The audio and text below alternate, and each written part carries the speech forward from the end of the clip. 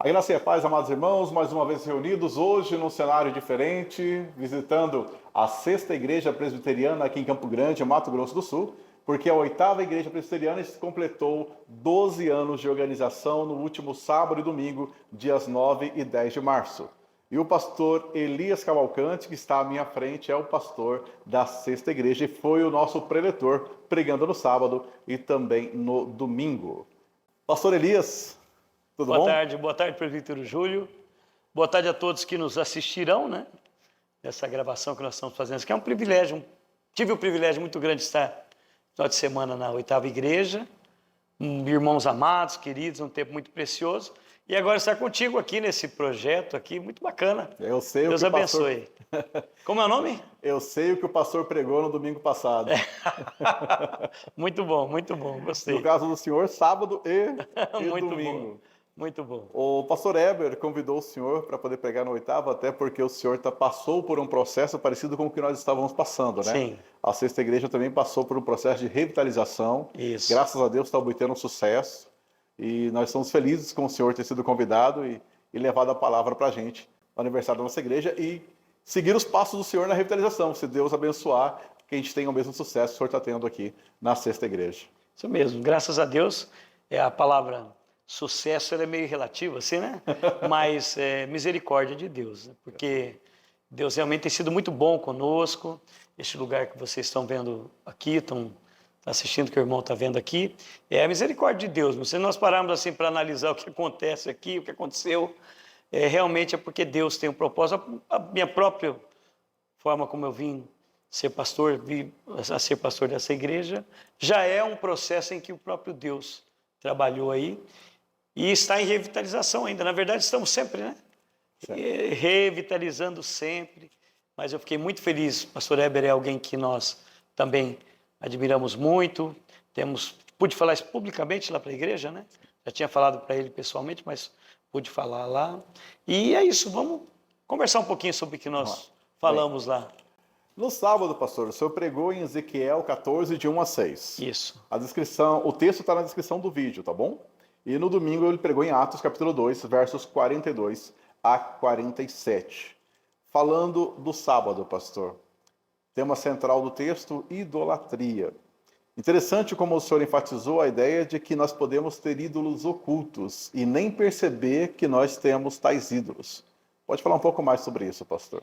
Isso, o texto ali ele está falando sobre a dificuldade ou o momento em que o povo de Deus passava ali no exílio e não tinham mais a oportunidade de adorar a Deus no templo onde a arca estava, onde Deus se fazia presente ali, enfim.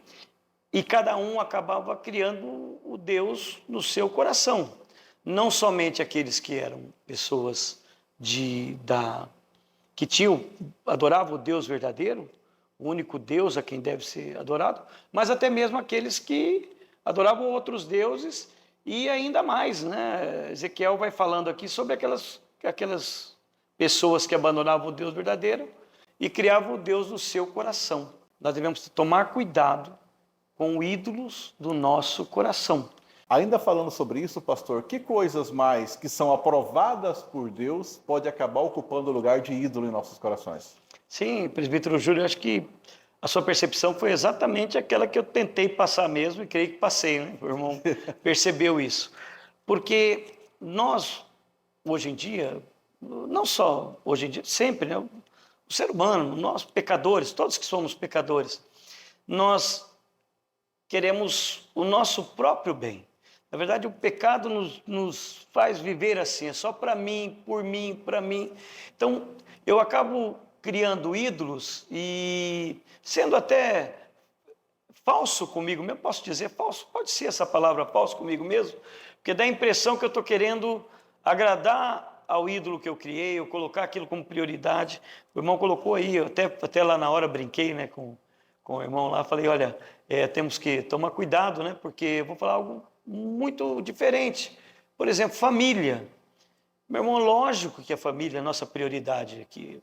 O irmão é pai, é esposo, eu sou pai, sou esposo. Lógico que eu estou falando aqui para talvez daqui a anos, centenas de pessoas vão estar ouvindo. É lógico que a sua vida é a sua prioridade aqui, mas ela não deve ser a primazia da sua vida, só Deus em primeiro lugar na sua vida. Foi isso que nós enfatizamos lá, a mesma coisa do trabalho. É lógico que o trabalho tem que ser, o estudo é outra coisa também que tem que ser importante, tem que estar nas prioridades da nossa vida, mas não no lugar de Deus, se tornar um ídolo da nossa vida. E é isso que nós temos visto ultimamente. Infelizmente, essa idolatria do coração, eu digo, não, olha, pastor, você me desculpa, meus irmãos, você me desculpem, mas primeiro a minha família, depois vem todas as outras coisas. Não, pastor, você me desculpa, primeiro o meu trabalho, depois vem todas as outras coisas. Não, a palavra de Deus é muito clara. Primeiro lugar, o nosso Deus. Não terás outros deuses diante de mim, não tem jeito. Então, quando eu crio um ídolo e coloco à frente de Deus, a chance de dar errado, de termos problemas, é muito grande.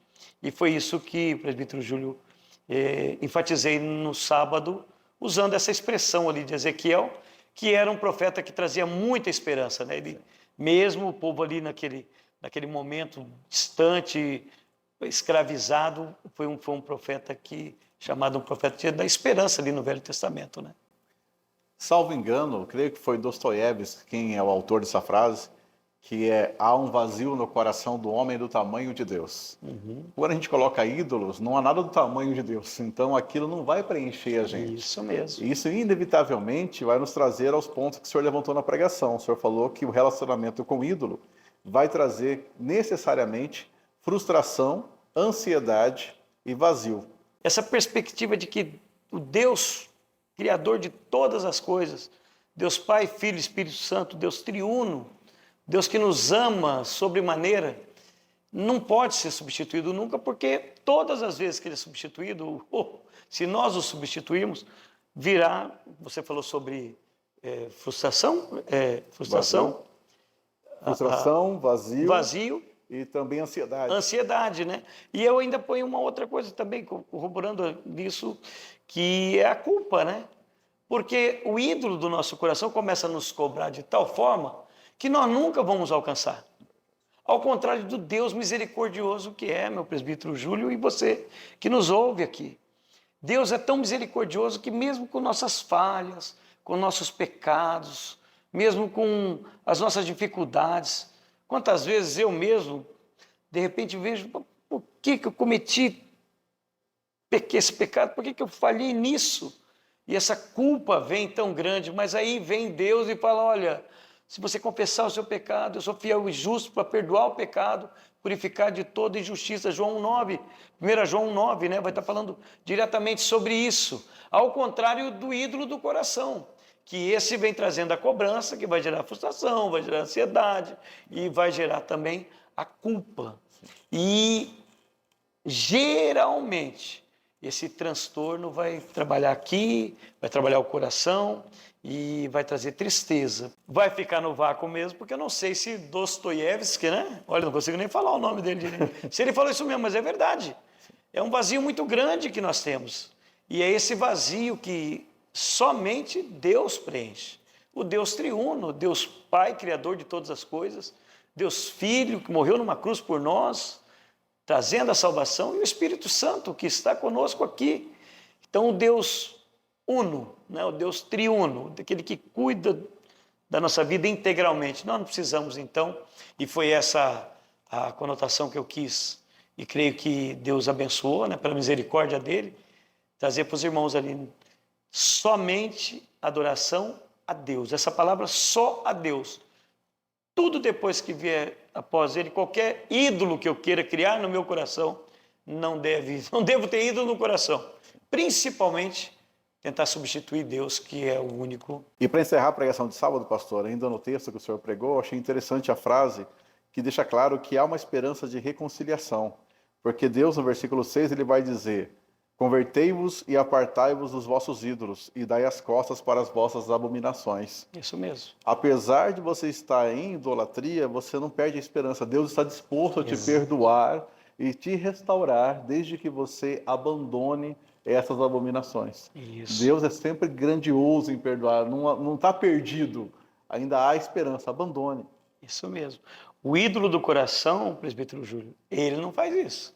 Não. Foi o que nós falamos há pouco, né? Sim. Então, é isso mesmo. É o versículo 6, ele está...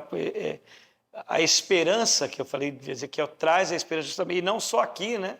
Um pouco mais para frente ele vai falar também sobre isso, sobre a renovação do coração, a renovação, o fato de que Deus vai trabalhar isso profundamente, né? Então, há tempo ainda. Você que está nos assistindo agora, aliás, falando em tempo, né? Esse vídeo provavelmente, se a tecnologia continuar do jeito que está, né, presbítero Júlio, vai estar por muitos e muitos anos aí. Quem sabe você está nos ouvindo agora já muito à frente, talvez sem esperança. E essa não é uma frase feita isso não, meus irmãos, é verdade mesmo. Convertei-vos, aparta-se dos vossos ídolos, dai as costas para as suas abominações. Deus está se colocando e ele fala para Ezequiel, assim diz o Senhor. O Deus verdadeiro, ele não te desampara mesmo, ele está contigo mesmo. E é esse Deus que nós devemos adorar. Somente a ele toda adoração. Já na pregação do domingo, o pastor, passando o texto, foi Atos, capítulo 2, versos 42 a 47. Isso De mesmo. certa maneira, a grande ideia do texto do Senhor seria ali as evidências ou os sinais de uma igreja saudável. Isso mesmo. Muito oportuno para a nossa igreja que está passando por uma revitalização e quer fazer as coisas da maneira que agrade a Deus.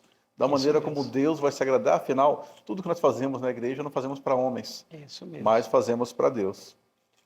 Perseverar na doutrina dos apóstolos, pastor, é como começa o texto. Isso mesmo. O que é isso? Como eu estava ali, era um final de semana de festa, de alegria, então, há pouco nós falamos sobre o texto de Ezequiel, o ídolo do coração, e geralmente no sábado vão as pessoas, mais as pessoas da igreja mesmo ali, né?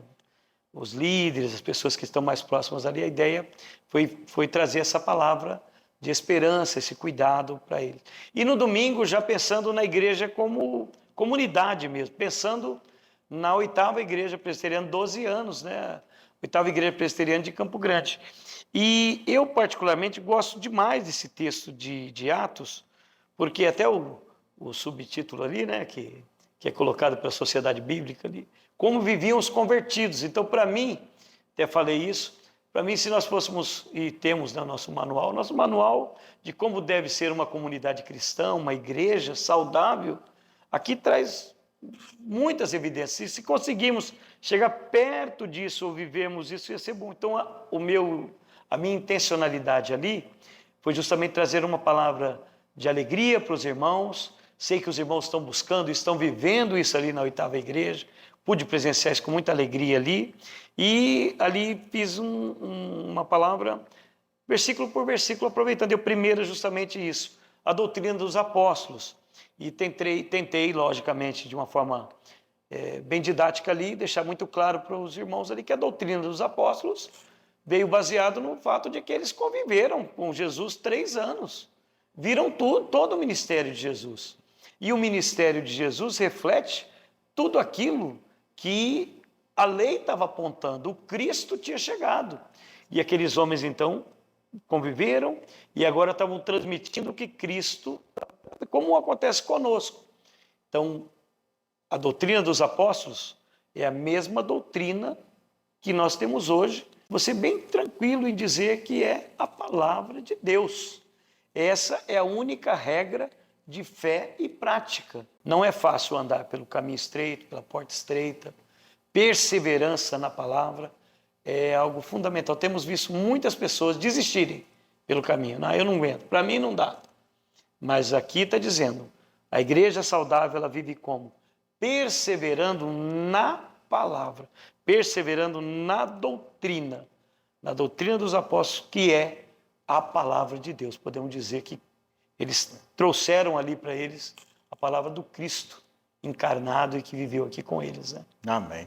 Graças a Deus. Outra coisa que me chamou a atenção no texto selecionado para a pregação, pastor, é que a igreja contava com a simpatia do povo. Isso. O que eu acho interessante é que os fariseus não contavam com essa mesma simpatia. É isso mesmo. Vivendo em uma época hoje que está na moda, tem até a música falando aí sobre fariseus, o texto também vai afirmar que esses cristãos viviam com singeleza de coração. Isso. Somando as duas coisas, eu perguntaria o seguinte: por que que hoje, muitas vezes, a igreja não conta com a simpatia dos que são de fora? Será que está nos faltando essa singeleza de coração da igreja primitiva? E, de certa maneira, nós que somos discípulos de Jesus, estamos mais parecidos com os fariseus do que com os discípulos? Falaste de fariseu, né? Tá certo. Eu não sei, É o momento. eu fico na dúvida. O que o senhor Isso. acha sobre isso, pastor? No texto ali, fomos analisando o texto parte a parte, depois entra a parte da comunhão. Então, o fato de que as pessoas estavam felizes, estavam alegres, viviam juntos, partiam as suas coisas, partilhavam as suas coisas. Ninguém passava necessidade. Todos que, porventura, tivessem necessidade eram amparados. Lá no final do texto, já onde o irmão está dizendo, está falando que as pessoas tinham também singeleza no coração. A ideia que me traz aqui singeleza, na minha opinião, singeleza aqui está bem aplicado à questão da pessoa saber dar, saber receber, estar aberto a entender o outro, a ajudar o outro, a levar o Cristo para o outro, vivendo, que é o que é mais importante. O presbítero falou sobre os fariseus, que eram justamente as pessoas que diziam as coisas, mas não viviam.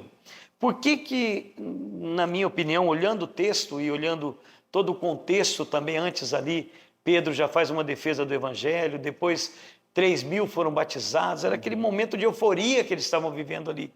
As pessoas de fora estavam vendo aquilo e falaram que maravilhoso era aquilo que estava acontecendo. E esse é um grande problema que nós temos hoje. Não só hoje, sempre, né? Das pessoas dizerem, façam o que eu falo, mas não façam o que eu faço, né? Então, eu penso, e olhando para o texto que nós falamos lá para a igreja, uma igreja saudável é essa igreja que vive o evangelho dessa forma. Eu penso que é justamente a igreja que tem comunhão, que se ajuda, que prega o evangelho e que vive o evangelho mesmo. A igreja saudável, que eu creio que é a 8ª igreja presbiteriana, ali no bairro Aero Rancho, aqui em Campo Grande, no Mato Grosso do Sul, é uma igreja saudável. Inclusive disse para as pessoas lá que aquele era o lugar certo para as pessoas estarem indo. Você que porventura está nos assistindo agora e não participa de nenhuma igreja, nenhuma comunidade, está convidado a conhecer a 8ª igreja presbiteriana ali no bairro Aero Rancho.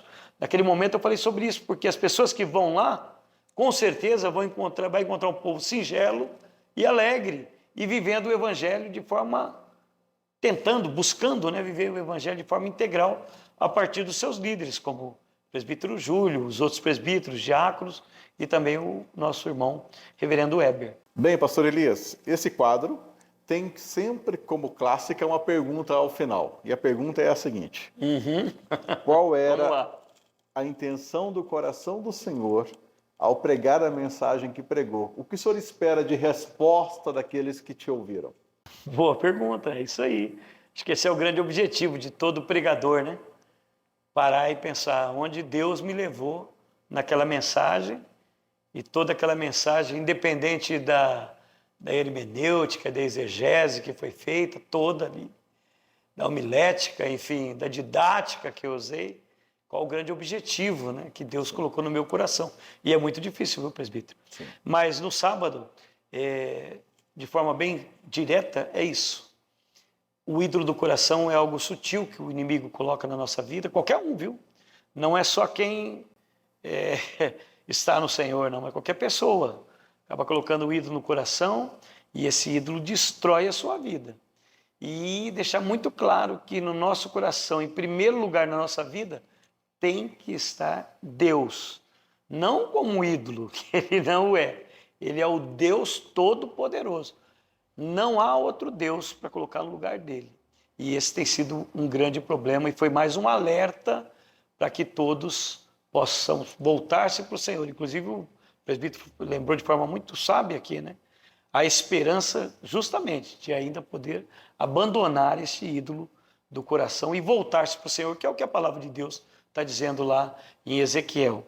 E no sábado foi justamente essa questão mesmo, de ser algo para a igreja, uma palavra ali pensando na 8ª igreja mesmo, pensando no pastor, nos presbíteros, em todos, no fato de que os irmãos já se reúnem ali e buscam. Creio que toda igreja saudável não somente nós da Igreja Presbiteriana do Brasil, que somos uma igreja saudável, uma igreja bíblica, não somente nós, mas todas as pessoas que se unem de forma saudável, têm aqui um manual de como devem ser, como as coisas devem ser, e pregar o Evangelho, trazer Cristo de volta. E eu terminei ali, o texto terminou, na verdade, o capítulo 2 terminou, na verdade, dizendo que eles tinham alegria, falando, contavam com a simpatia do povo. Enquanto isso, acrescentava o Senhor dia a dia os que iam sendo salvos, presbítero Júlio. Então, se nós fizermos a nossa parte, se nós vivemos o Evangelho de forma saudável, buscando viver em comunhão em forma saudável também, sem dúvida nenhuma, quem traz a salvação não somos nós.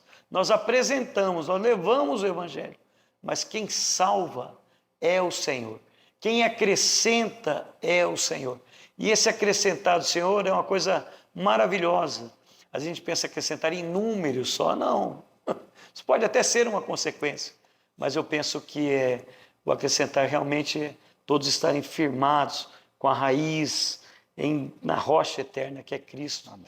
E foi isso que eu tentei e creio que Deus me usou para levar no sábado e também no domingo ali, na 8ª igreja, a quem eu agradeço muito essa oportunidade de ter estado com vocês aqui.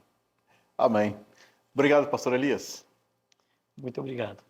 Muito bem, terminamos assim então o nosso quadro Eu Sei o que o Pastor Pregou no domingo passado. Muito obrigado por nos acompanhar até aqui. Nos encontramos na próxima quinta-feira, às 19h30, na Igreja Presbiteriana, com estudo bíblico. E no domingo, às 19 horas, culto solene ao Senhor. Muito obrigado, um forte abraço para você e que Deus abençoe sua vida. Tchau.